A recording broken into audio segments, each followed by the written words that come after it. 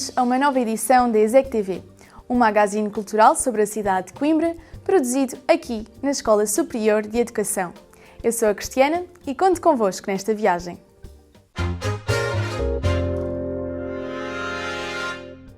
Os atores da Escola da Noite e os músicos do bando Soronil levaram a palco a peça Frágua de Amor, escrita por Gil Vicente em 1524 para celebrar o casamento de Dom João II com Dona Catarina.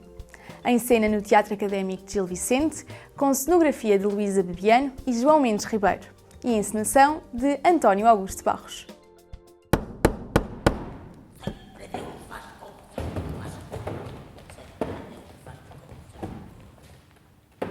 Sempre Deus faz coisas boas. Dizei que tenhais prazer. Isto é coisa de crer, que refundis as pessoas e as tornais a fazer. Quem sois que assim estáis polida? A justiça sou chamada. Ando muito corcovada. A vara tenho torcida e a balança quebrada. E pois de novo nos vem rainha de tanto honor, irmã do imperador. Renovai-me muito bem, que cada vez vou pior. Que pedis ou que buscais? Que me mandei reformar e de novo endireitar, que a rainha que já vem não pode muito tardar. Não é das peças maiores ou consideradas maiores. Ele tem muitas peças, não é? E é muita pena que o repertório vicentino esteja reduzido em termos públicos, até por causa dos programas das escolas, esteja reduzido à Barca do Inferno, ou ao Alto da Índia, ou à Farsa de Inês Pereira, não é? Porque ele tem mais de 40 peças. Experimentou tudo quanto é possível em termos de formas teatrais, etc. E é incrível nós pensarmos que ele estava a inventar tudo isso. Aliás, há um ensaísta que diz que esta peça, A Frágua de Amor, é uma espécie de uma coisa verdiana avant la lettre, não é? É uma coisa quase operática e tal. Vós vindos tão maltratada que temos bem que fazer. É forçoso e há de ser a justiça direitada para o resto não se perder. Fazei-me estas mãos menores que não possam apanhar e que não possam escutar esses rogos de senhores que me fazem entortar. Alto! Vamos refundir! Oh, ressoa que não dou! Apartai-vos, direita!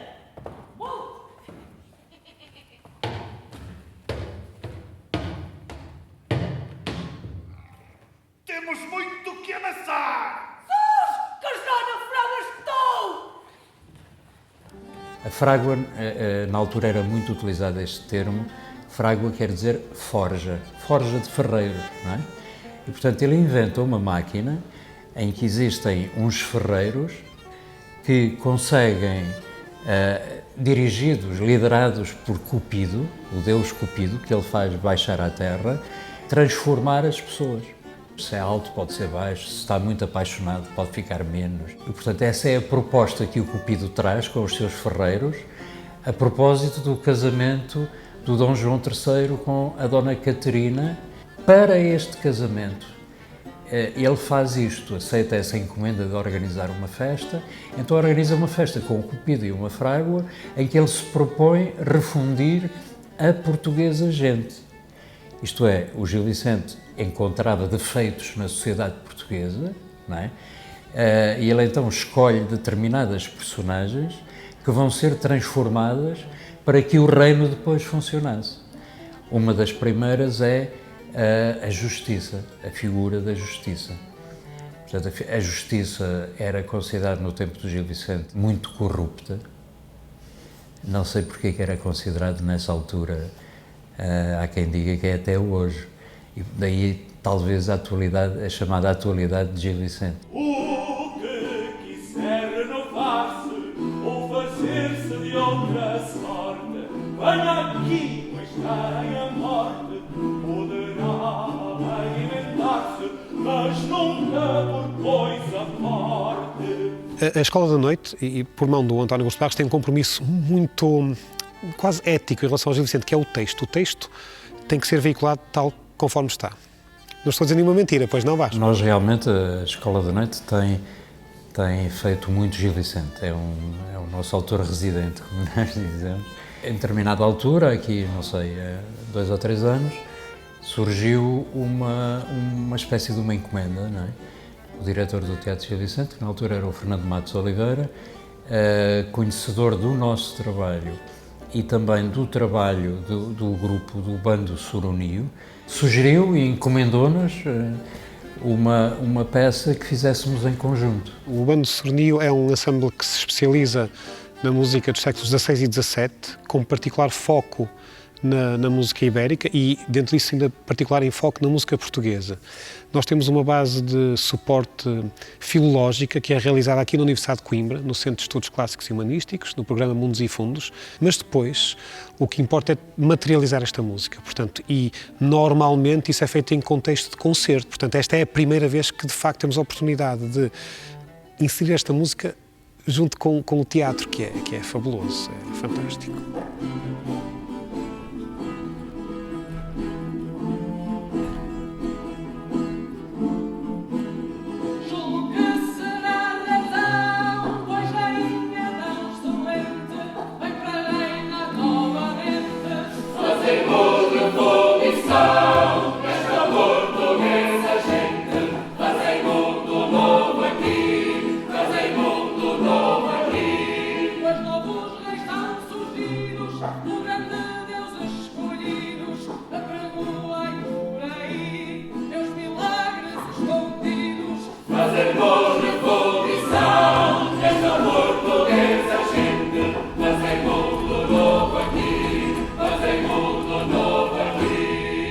Há um movimento constante, não há um momento morto. Portanto, a música não pode ser de repente para a ação e de repente há um momento musical. Não, a música tem que fazer parte da ação, como o próprio Barros quis integrar os músicos enquanto elementos cénicos. Não é fácil, há coisas a acertar, mas a expectativa domina sem dúvida. Ele próprio também era músico, entre muitas outras coisas que foi.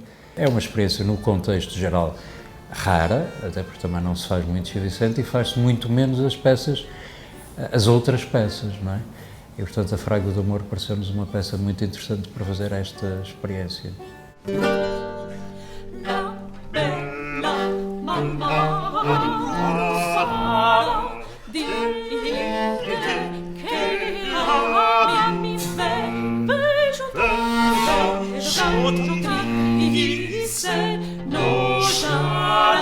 O incorporar a música no teatro é um desafio muito grande.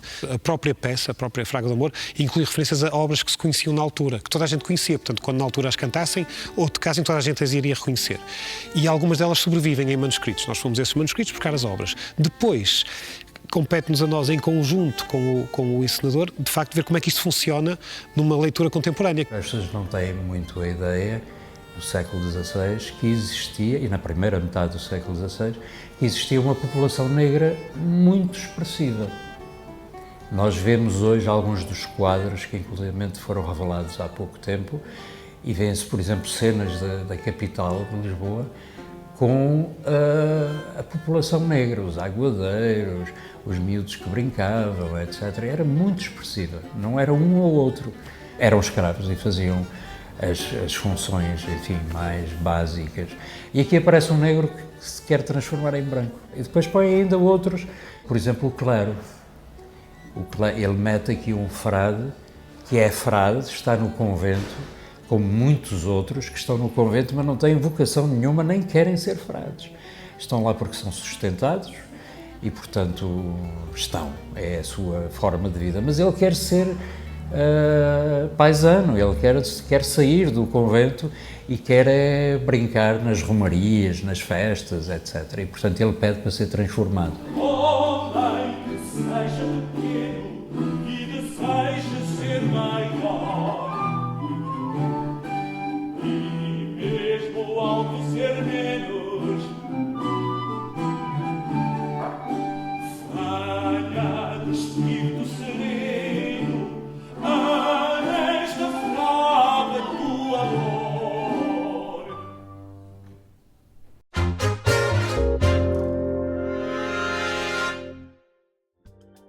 Em novembro, todos os caminhos em Coimbra vão dar ao cinema português.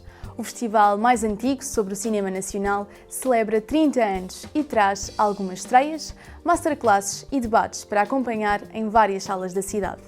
No dia 23 de novembro são conhecidos os vencedores do Festival Caminhos do Cinema Português no Teatro Académico de Gil Vicente.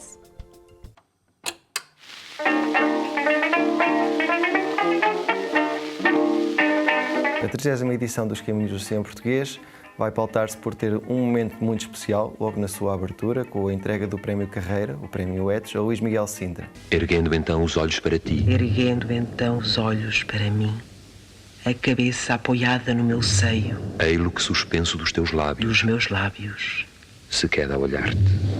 Eu posso, sem me custar nada, transformar um frasco de tinta numa mão cepada, coberta de anéis antigos. Isso é mentira! Isso é teatro! Achamos que esta é uma personalidade incontornável, que merece ter o seu destaque como figura patente nas principais obras dos grandes mestres do cinema português.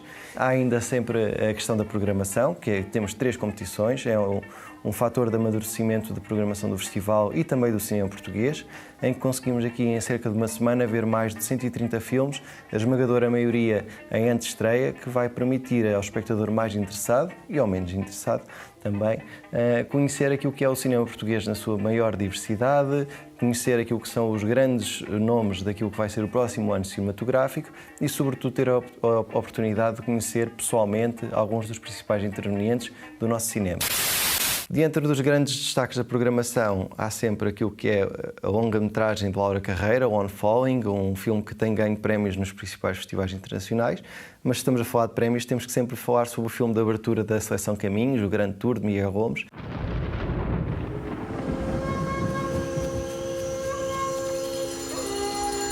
Faço ideia do que será feito da mão. Veio de Londres para se casar comigo. Há ainda espaço para a antestreia do Banzo, de Margarida Cardoso, um olhar sobre o nosso passado.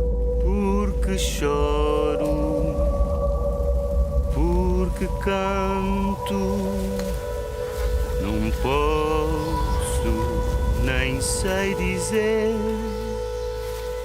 Canto para não chorar, canto para não morrer. Que depois se repercute sob a forma de outros documentários, como Por Ti Portugal Eu Juro, ou À Mesa da Independência, sobre os processos de descolonização do nosso país. Há o espaço sempre para a curta-metragem, Bad for a Moment, uma das curtas-metragens portuguesas que fez sensação em Cannes na edição deste ano. Para além daquilo que é os grandes destaques dos filmes portugueses que fizeram carreira internacional, há o papel da formação de públicos. Temos um programa educativo bastante forte, que se alarga até a Mealhada e a Penacova e que vai ter em Coimbra o seu momento alto com a exibição dos Caminhos Júniores.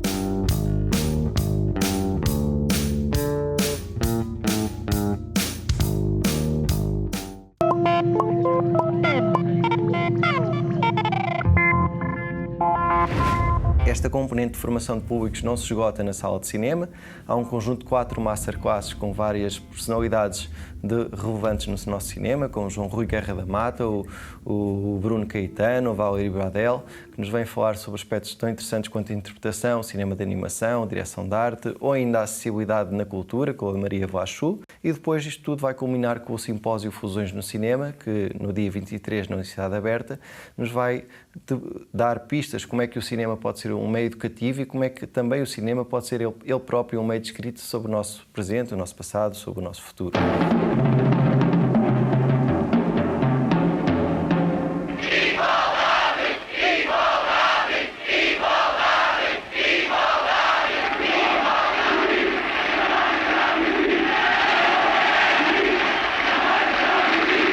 O festival acaba por acontecer em várias salas da cidade. Abrimos no Teatro da Cerca de São Bernardo, um espaço tradicionalmente do teatro. Obviamente teríamos de estar na grande tela do TAGV. Passamos para a Casa do Cinema, que é o nosso espaço anual dos Caminhos do Cinema Português, e estendemos-nos a outras salas da região. Estamos efetivamente aqui num festival que durante o epicentro do evento tem repercussão em toda a região, mas que depois da entrega de prémios vamos até à Figueira da Foz e vamos até Corujas para dar a conhecer quem é que foram os premiados desta 30ª edição.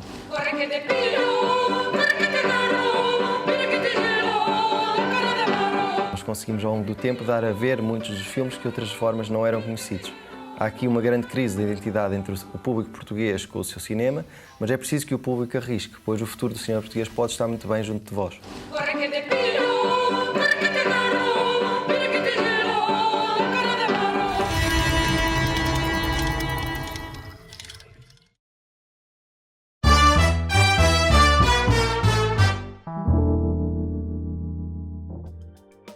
Arquitetas da Nossa Casa é o nome de uma exposição organizada pela Secção Regional do Centro da Ordem dos Arquitetos. Inserida num encontro de âmbito nacional, a iniciativa pretende dar visibilidade à prática desenvolvida atualmente pelas mulheres em todo o país. A exposição pode ser visitada na Casa das Caldeiras até janeiro de 2025.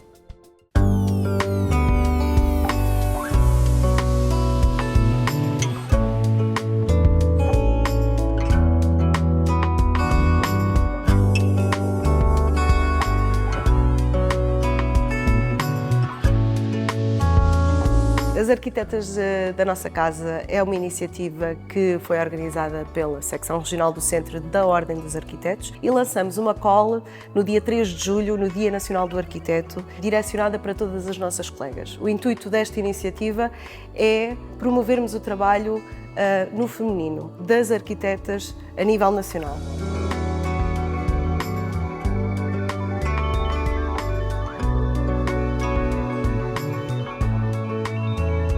Temos aqui 70 painéis que representam a arquitetura portuguesa no feminino e pretendemos mostrar todas as valências que partem da arquitetura. Temos aqui exemplos de obra construída, de obra conceptual, obra de reabilitação, manifestações artísticas que têm sempre esta ligação à arquitetura, que é isso que nos une.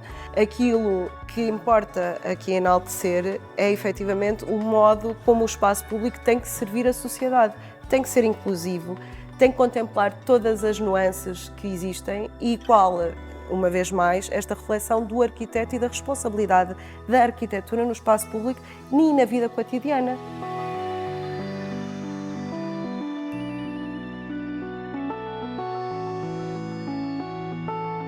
Nós temos qualidade em Portugal. Nós temos 2 Pritzers em Portugal, nós temos qualidade na academia, nós temos muita qualidade nas universidades. Tanto que se percebe e se reflete nesta imigração dos jovens arquitetos para o exterior. Portanto, nós exportamos qualidade. Se atualmente esta qualidade se reflete no contexto nacional, no dia-a-dia daquilo que a maioria de nós estamos a executar, não. A sociedade não reconhece o papel do arquiteto atualmente e, portanto, é necessário também reivindicar este lugar da arquitetura em todo o contexto.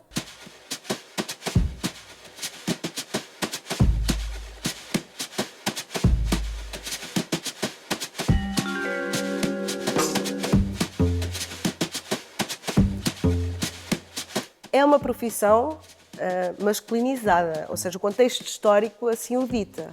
Na realidade, atualmente, nós estamos muito próximas dos 50%. A visibilidade é que não corresponde àquilo que acontece na realidade. Continuamos a assistir a esta questão de uma diferença salarial, que ainda ocorre aos dias de hoje. A questão da maternidade, por exemplo. Estamos a falar aqui de assuntos e de temas que são transversais a outras profissões e que vão além da arquitetura, não é? Quer queiramos, quer não. Há uma diferença no contexto laboral entre homens e mulheres e, portanto, aos dias de hoje, porque é que ainda estamos a falar sobre esta matéria? Porque é que este assunto ainda está a ser debatido? É importante debatê-lo, é importante encontrarmos equilíbrio e é esse o papel da Ordem dos Arquitetos também.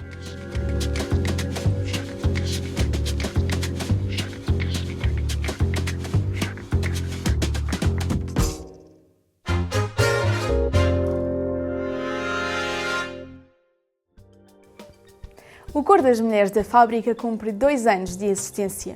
Juntam-se semanalmente no ateliê A Fábrica para cantar e atualmente o coro conta com 100 mulheres. Em 2023 estrearam o espetáculo Baixo Rasa Riba, no Convento de São Francisco, em Coimbra. Espetáculo que volta agora a ser apresentado nas Jornadas de Cultura Popular do GEFAC, no dia 22 de novembro, no auditório do Conservatório de Música de Coimbra. Divulgamos agora um dos momentos dessa estreia, o tema Ceifeira.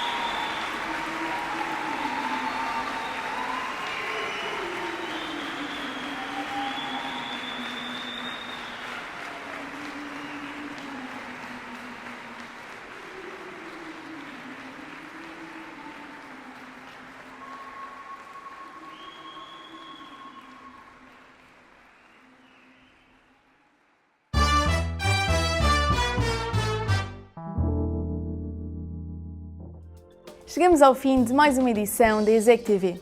Estamos de volta já na próxima semana, aqui na RTP2, com mais novidades sobre a cidade de Coimbra. Até lá, podem acompanhar o nosso trabalho na RTP Play ou nas nossas redes sociais. Muito obrigada por terem ficado desse lado e desejo-vos uma ótima semana.